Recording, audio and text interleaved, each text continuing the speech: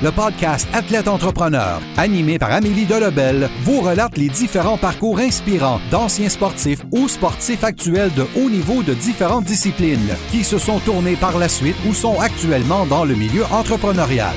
Des entrevues et reportages qui sauront vous motiver à atteindre votre plein potentiel. Le podcast Athlète Entrepreneur, des cheminements à découvrir.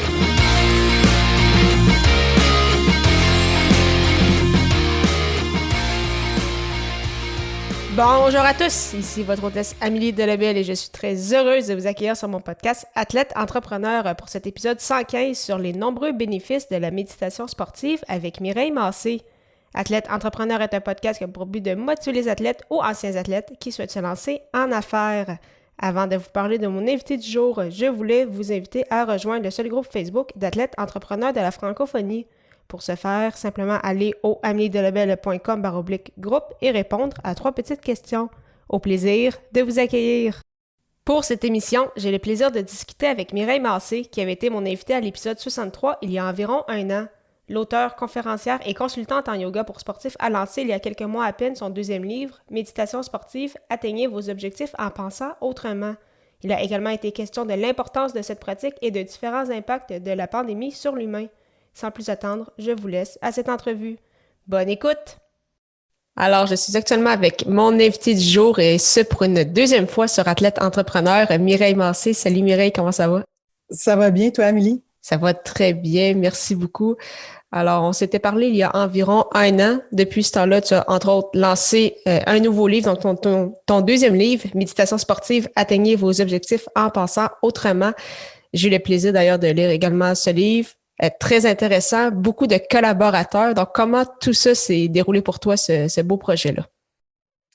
Ah, ça s'est déroulé. Ben, ça prend beaucoup de temps. Hein. Souvent, le livre, il sort, puis c'est comme c'est récent. Non, ça fait plus d'1 an et demi que je travaillais sur le livre avant j'ai même commencé avant la pandémie. À travailler sur le livre. Et je te dirais que ce qui est le fun pour quelqu'un comme moi, qui a quand même beaucoup de créativité, tout ça, c'est d'avoir une page blanche. Tu sais, mon livre, je l'ai parti sur un sous-titre, là, Atteignez vos objectifs en pensant autrement. Je suis partie de cette prémisse-là. Je dis, mon 2e livre, ça va être là-dessus.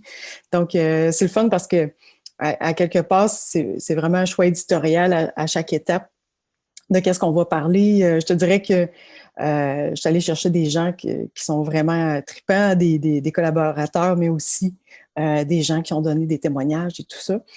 Ça vient enrichir le livre. Je voulais que ce soit pas juste Mireille parle, là. Je voulais vraiment que ce soit riche en expérience. Puis, je suis vraiment contente du résultat et de l'accueil aussi du livre. Puis, justement, c'est ton objectif de ton livre, en fait, c'était un peu de démocratiser cette méditation sportive-là. Pour ceux qui aimeraient peut-être justement acheter ton livre ou en savoir un peu plus, qu'est-ce que la méditation sportive, puis quels sont les avantages? Bien, la méditation, souvent, les gens la connaissent. Ils savent que méditer, c'est s'asseoir puis essayer de penser à rien. C'est un peu le constat que beaucoup de gens font. J'ai voulu amener ça dans la sphère sportive en disant, bien, souvent, on peut être dans une sorte d'état méditatif, mais tout en étant en action, en étant en train vraiment d'être connecté dans le moment présent sur ce qu'on est en train de faire. Donc, j'ai vraiment décliné la méditation d'une façon différente. Je l'ai amené aussi comme outil. Et quand tu dis qu'est-ce que ça apporte pour un sportif, bien, j'ai énuméré quand même plusieurs bienfaits, mais notons au passage que ça va travailler ta force mentale, ton équilibre de vie, ta souplesse de l'esprit et ta récupération, ta concentration. Puis je parle aussi de respiration aussi dans les outils qu'on peut avoir dans le livre. Donc, il y a quand même beaucoup de bienfaits. Puis je pense que c'est un petit peu plus démocratisé maintenant, mais ça gagne à être connu pour aider les sportifs à atteindre les objectifs. Est-ce que tu sens encore un peu de résistance, que ce soit en termes d'athlètes ou des fois les entraîneurs, ou vraiment on sent justement une vague de changement puis les gens sont prêts à faire ce changement-là? Bien, étonnamment, je parlais hier avec une des collaboratrices justement de mon livre que j'ai rencontré, puis c'est drôle. J'ai l'impression que le livre qui sort maintenant après 1 an de pandémie, les gens ont beaucoup plus d'ouverture parce qu'ils sont un peu à la recherche justement d'outils pour leur faire du bien. On parle tellement de santé mentale, etc. présentement. Donc, je pense qu'étonnamment, le fait que le livre sorte présentement, il y a beaucoup plus d'ouverture que si je l'avais sorti justement il y a 2 ans. Mon premier livre parle de yoga pour sportifs. J'amène vraiment plus la sphère physique, de posture, de mouvement. Puis je pense que c'est une suite logique de venir maintenant dans quelque chose d'un petit peu plus connecté sur les différentes valeurs là, du yoga que très peu de gens connaissent en fait. Puis là, justement, tu en as glissé un mot, c'est difficile de passer à côté. Donc, on est en pandémie depuis un peu plus d'1 an maintenant déjà. Là, c'est ça, là, on parle beaucoup de l'impact que ça a au niveau santé physique, mais également santé mentale. Est-ce que tu as des conseils ou des astuces ou justement des exercices que tu aimerais nous partager pour justement aider les gens à garder peut-être leur motivation, garder leur santé, indépendamment de l'environnement dans lequel ils se retrouvent? Oui, mais c'est important, tu as raison, Amélie, tu sais, de sortir un petit peu. J'en ai parlé justement, j'ai donné une chronique la semaine passée, puis je disais, des fois, il faut faire attention de ne pas toujours être submergé par les éléments externes, d'aller vraiment chercher sa motivation en soi, puis il faut cultiver un peu la souplesse de l'esprit comme sportif, de dire, bon, ben, peut-être que présentement, je peux pas jouer au hockey, par exemple, mais je pourrais peut-être développer mes compétences dans un autre sport. Puis même si, de prime abord, je suis pas certain que je vais aimer ça, mais essaie-le, puis je cherche un petit peu le plaisir dans l'activité sportive qui est peut-être différente de ce que tu es habitué de faire. Et pour commencer, le premier pas à faire, là, c'est vraiment de faire quelques minutes. Faut pas nécessairement se dire « Ah, ben moi, j'ai pas 1 heure à m'asseoir à penser à rien ». Il faut vraiment commencer par dire c'est quoi la prochaine fois que je vais courir, ben je vais me déconnecter un petit peu puis je vais courir quelques minutes juste sur mes sensations, comment ça va au niveau de ma respiration, je vais prendre contact avec la nature si je vais en forêt. Je veux vraiment plus que les gens se connectent quelques minutes comme ça à comment ils vont. Puis je pense que ça peut faire la différence justement actuellement en pandémie, de dire je vais prendre quelques postures de yoga que je connais ou je vais faire une activité sportive que j'aime totalement dans le moment présent et je vais aller vraiment chercher tous les bienfaits pour calmer le stress, gérer l'anxiété qui peut être causée par tous les événements qu'on vit actuellement. Puis, toi, personnellement, donc, on le sait, tu as travaillé sur ton livre, mais est-ce que tu as eu d'autres projets? Comment se sont déroulées tes activités depuis la dernière année? Je pense que comme entrepreneur, on a tous vécu des hauts et des bas là, quand tout a été arrêté l'année passée parce que moi, je travaillais quand même beaucoup en présentiel. Je devais donner des formations, je devais donner des conférences, je donnais des cours en présence dans les écoles, tout ça. Donc, quand tout s'est arrêté, j'avoue que j'ai eu un gros down à dire, oh, mon Dieu, je vais me trouver une autre carrière ou quoi. C'est quand même confrontant. Mais finalement, le fait d'arrêter et d'avoir ce projet-là d'écrire le livre, ça m'a obligée à travailler à 100% sur le livre là, pendant quelques mois. Donc, ultimement, je te dirais que des fois, il faut voir les avantages dans les périodes qui sont comme ça. Pour moi, l'avantage, ça a été de m'obliger à m'arrêter puis à dire, je vais écrire mon livre parce qu'il me reste seulement ça sur ma table de travail. Mais après ça, ça m'a amené à développer plus mon offre en ligne, à donner plus de cours en ligne. J'en donnais déjà, mais j'ai perfectionné un petit peu plus. Là, j'ai développé un centre de yoga virtuel pour sportifs. Peut-être que j'aurais pas fait si on n'avait pas justement été en pandémie. Et je suis allée aussi beaucoup travailler sur me perfectionner dans certains domaines. J'ai fait une formation, entre autres, de yoga pour les commotions cérébrales d'une fondation aux États-Unis. Je suis une des seules au Québec qui est formée à ce niveau-là. Et je suis en train de faire une autre formation de haut niveau aussi là, de yoga pour les sportifs professionnels. Donc, veux pas, quelque part, ces périodes-là, parfois sont difficiles, mais il faut aller chercher aussi les bienfaits de comment je peux changer ma sphère actuellement, qu'est-ce que je peux faire pour moi et me perfectionner justement, vu que j'ai un petit peu plus de temps pour le faire. Donc, c'est ça, je trouve ça très intéressant parce que là, tu parlais de tes offres de services, donc qui ont bien évidemment été modulées, un peu modifiées en raison de la situation actuelle, mais tu parlais beaucoup de toi, suivre des formations, essayer d'apprendre à te connecter.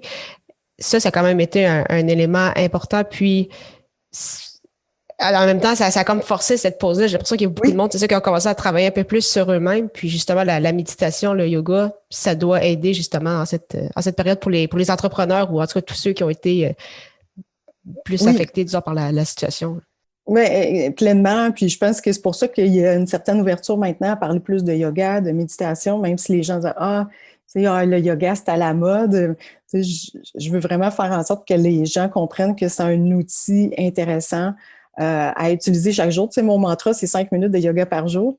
Et peu importe dans le milieu dans lequel on travaille, certains travaillent beaucoup plus, donc c'est pas nécessairement mieux parce qu'on vit de la fatigue, du stress, tout ça. Puis si on travaille pas beaucoup, ben, on a un stress financier, etc. Donc, je pense que tous les gens sont frappés présentement par ce qui arrive et de se donner des outils concrets pour surfer aussi sur la vague, éviter de sombrer dans des problèmes de santé mentale. Je pense que tout ça fait partie d'un tout. Puis, ultimement, je te dirais que même pour moi, présentement, la pandémie m'a obligée à développer une petite routine. Comme ce matin, je suis sortie, j'ai fait des salutations au soleil dehors. Pour moi, c'est une façon de commencer la journée. Je me suis vraiment inscrite plus à l'agenda. Puis, on court un petit peu moins, il faut se le dire. Hein. Moi, j'ai 2 enfants, puis là, on court plus pour le cours, la compétition de ci, le truc. Donc, on a quand même beaucoup plus de temps avec nos proches, puis pour prendre des petits moments pour soi. Puis, ce serait quoi tes objectifs pour 2021? Tant personnellement, peut-être que professionnellement. Ben, personnellement, tu vois, je reprends lentement la course parce que j'ai dû arrêter depuis plusieurs années. Puis, je veux revenir, pas nécessairement à refaire un marathon comme j'ai fait il y a plusieurs années, mais je reprends lentement la course. Puis, je reprends aussi quand même plus la marche, la randonnée. Puis, mon objectif, ça serait dans 5 ans d'aller faire Compostelle. Donc, ça, c'est un objectif personnel. Donc, là, je vais vraiment déjà, comme hier, je suis allée marcher avec mon sac à dos. Je commence déjà, à me préparer. Tu vas me dire, c'est dans 5 ans. Moi, j'ai 45 ans, mais il faut quand même... ce type d'événement-là, ça se prépare à l'avance. Donc, je commence déjà à me préparer pour ça. Et professionnellement, je crois que je veux vraiment amener les gens, le milieu sportif, à mieux connaître le yoga, la méditation. Et mon objectif, c'est vraiment d'optimiser mon travail de consultante, autant pour les gens, pour travailler en privé, pour quelqu'un qui veut atteindre un objectif sportif, mais aussi dans des organisations sportives, amener mon travail de consultante vers un travail qui est plus, bon, ben on fait venir une prof de yoga une fois par mois, puis on va voir ce que ça donne, là. Je pense qu'il y a beaucoup plus que ça à faire pour nos sportifs actuellement. Ah, mais c'est vraiment intéressant. Mais merci beaucoup, Mireille, pour ton temps. Avant de terminer cette entrevue, j'ai toujours des petites questions à rafale. Ça va être différent quand même d'il y a 1 an. Donc, ma première, c'est quelle est ta posture de yoga préférée? La pose de l'enfant, Balasana, ouais. Je fais ça je me lève le matin, je fais la pose de l'enfant. C'est pas mal la dernière pose que je fais le soir. Donc, c'est ma pose préférée. Puis pour ceux qui connaissent un peu moins le yoga, c'est quoi, hein? C'est quoi en fait le but de cette pause-là? Ben c'est vraiment une pause pour travailler le bas du dos, pour se reconnecter un peu. C'est une pause où on s'assoit, puis on laisse tomber nos hanches sur nos talons, puis on dépose le front au sol. Donc, je connais très peu de gens qui n'aiment pas cette pause-là, puis pour moi, c'est vraiment ma pause préférée. Quel livre que tu as lu, soit récemment ou soit depuis le début de ta vie, qui a été le plus marquant? Et mon Dieu! Tu veux, je t'en nomme juste un? Ou 2 ou 3, s'il y en a quelques-uns vraiment qui t'ont marqué pareillement. Moi, ben, j'ai vraiment plusieurs livres qui m'ont marqué. Dernièrement, j'ai lu plusieurs livres sur la respiration. J'ai travaillé, je te disais tantôt, j'ai fait des formations, mais j'ai travaillé aussi beaucoup sur certaines sphères. Un livre s'appelle Breath, donc Respire, qui est anglophone, qui est vraiment super hot sur la respiration. Un livre hyper connecté sur... moi, je suis une scientifique, donc j'aime ça parce que c'est très, très scientifique aussi. J'ai beaucoup aimé Anthony Robbins. Bon, je sais que beaucoup de gens l'ont lu, mais pour moi, c'est vraiment quelqu'un qui est vraiment inspirant, donc, que j'aime beaucoup. Et plus dans la sphère québécoise, j'aime beaucoup Nicole Bordelot, donc plusieurs des livres de Nicole Bordelot qui m'ont aidé à connaître et apprivoiser aussi la méditation. Parfait. Ma dernière question, c'est est-ce que tu as un outil ou une application que tu utilises dans ta vie de tous les jours qui simplifie ta vie, qui aide à sauver du temps ou juste que tu trouves très utile? Une application? Ah, ou un outil? Ouais, un outil. Écoute, qu'est-ce que je pourrais te dire? Ben, vite comme ça, je trouve que d'utiliser mon Google Agenda, tu sais, je suis une fille qui aime beaucoup écrire, mais je me rends compte que c'est le fun d'avoir un outil comme le Google Agenda que j'ai maintenant connecté. Ben, je pense que même, c'est toi qui m'en avais parlé, là, de connecter nos agendas pour Calendly. Oui. Je pense qu'on s'en était parlé. Donc, je commence à trouver ça intéressant, tu sais, d'avoir rapidement un coup d'œil vers mon calendrier chaque jour puis à savoir qu'est-ce que je dois faire aujourd'hui. Mais vraiment, je suis encore de la vieille école, puis j'ai encore un agenda papier aux grandes dames de mon fils de 14 ans qui est comme maman, là. Oui, j'ai encore besoin d'écrire des fois. Ah non, je comprends. Je suis pareil aussi, donc... Ah oui? La technologie, c'est le fun, mais c'est vrai qu'écrire, c'est quand même intéressant également. Mais merci beaucoup, Mireille, encore une fois, pour ton temps. C'était vraiment très, très intéressant. Puis, félicitations pour le lancement de ton livre. Il va y avoir un lien dans les notes d'épisode, donc pour ceux qui vont vouloir consulter ta boutique avec, entre autres, tes formations et tes livres. Ben, merci, Amélie, pour l'invitation. Puis, c'est toujours intéressant de discuter entrepreneuriat avec toi. Merci beaucoup encore une fois à Mireille Massé pour son temps et en souhaitant que vous ayez apprécié ce 115e épisode officiel d'Athlète Entrepreneur. Si c'est le cas, vous pensez qu'il pourrait aider ou inspirer une personne de votre entourage, partagez-lui. Pour ceux qui ont déjà un podcast ou qui souhaitent en lancer un, je vous recommande l'hébergeur Blubrry que j'utilise également. Pour obtenir un mois d'essai gratuit sur cette plateforme, simplement allez au ameliedelebel.com/Blubrry, BLUBRRY. La semaine prochaine, j'aurai le plaisir de discuter avec Philippe Roy, un kinésiologue de formation qui est entre autres propriétaire du centre Perfo Élite et co-animateur du podcast Dans l'Enclave. Ne manquez pas ça!